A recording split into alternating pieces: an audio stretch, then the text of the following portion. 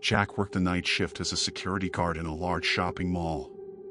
Most of the time, his job was uneventful, monitoring the security cameras, checking for lost items, and making sure no one was trapped inside after closing.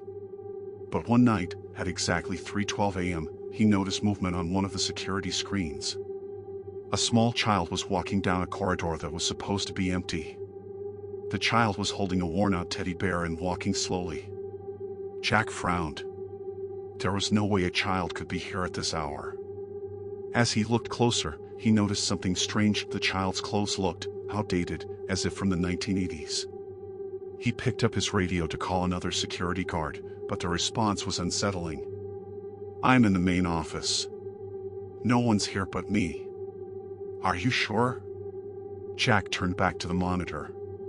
The child was still walking in the exact same spot. It didn't make sense. By now, the kid should have reached the end of the corridor. Feeling uneasy, Jack decided to check for himself. He grabbed his flashlight and walked down the dimly lit hallway. The fluorescent lights flickered above him. When he turned the corner where the child had been, there was nothing there. Except a small, dirty teddy bear lying on the floor. As Jack bent down to pick it up, a whisper echoed in his ear. "Take me to my mommy." His breath hitched. Slowly, he turned around. The child was standing right behind him. Jack gasped. The child's face was pale, its mouth slightly open. But what made Jack's blood turn to ice were its eyes. Because the child had no eyes. Jack screamed and stumbled backward. The mall's lights flickered violently, and then everything went dark. He heard nothing but the faint, raspy breathing of the child. When the power came back, the child was gone. Jack quit his job that night and never returned. A week later, he learned a disturbing fact. Years ago, a little boy had gone missing in that exact corridor. His body was never found.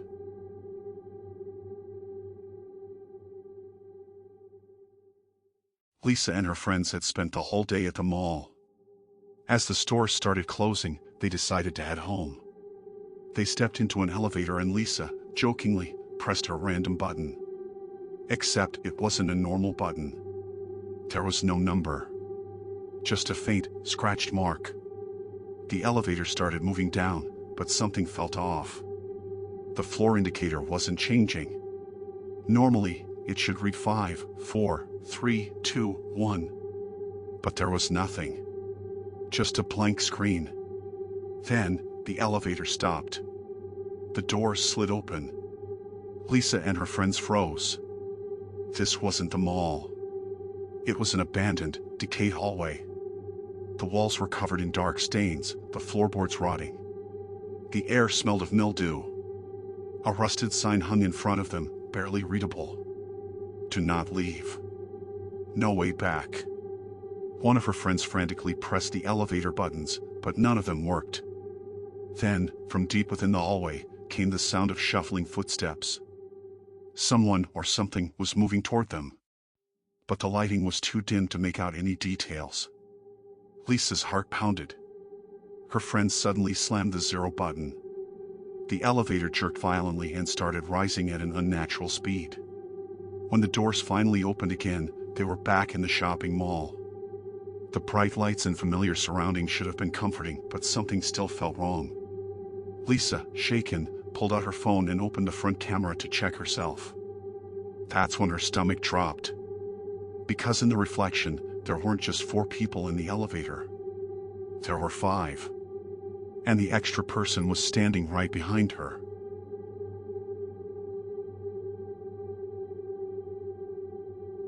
Mark worked night shifts at a large department store inside the mall. After closing, he had to check each section and make sure everything was in order. That night, as he walked past the fitting rooms, he felt a sudden chill. Something wasn't right. He turned to look at one of the mirrors in the fitting area. And that's when he saw him. A tall man in a black suit was standing behind him. Mark's heart pounded. Slowly, he turned around. But there was no one there. His breath caught in his throat. His eyes darted back to the mirror. The man was still there. This time, he moved. He slowly tilted his head upward, revealing his face. Mark's blood ran cold. The man's eyes were completely black.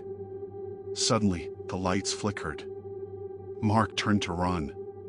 But before he could move, a hand reached out of the mirror and grabbed his shoulder. His vision went black.